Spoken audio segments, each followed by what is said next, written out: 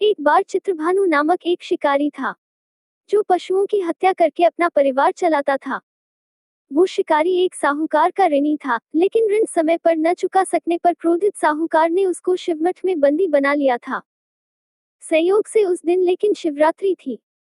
बंदी शिकारी मठ में शिव से जुड़ी धार्मिक बातें सुनता रहा, वहीं उसने शिवरात्रि व्रत की कथा भी सुनी। शाम होने पर साहूकार ने शिकारी बुलाया और ऋण चुकाने के लिए पूछा तो शिकारी अगले दिन सारा ऋण लौटाने का वचन देकर वहां से चला गया। शिकारी जंगल में शिकार के लिए निकला, लेकिन दिन भर बंदी रहने के कारण वो भूख प्यास से व्याकुल हो उठा। सूर्यास्त होने पर वह एक जलाशय के पास गया, जहां एक घाट के किनारे एक पेड़ पर थोड़ा सा जल पीने के लिए लेकर चढ़ गया।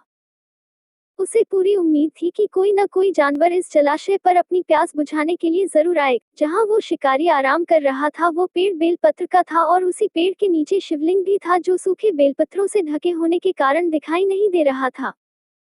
भूख और प्यास से थका वो उसी मचान पर बैठ गया। मचान बनाते समय उसने जो टहनियां तोड़ी वे संयोग से शिवलिंग पर जा गिरी।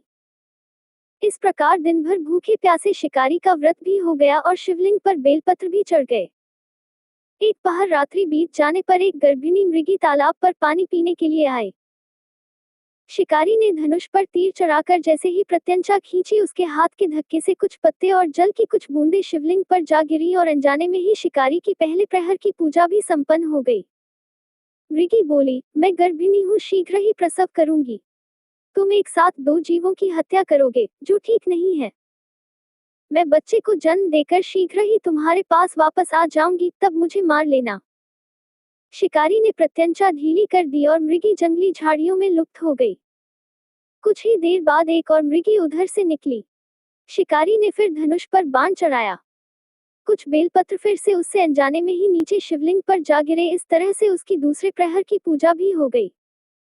तब उसे देख मृगी ने विनम्रतापूर्वक निवेदन किया कि मैं थोड़ी देर पहले ऋतु से निवृत्त हुई।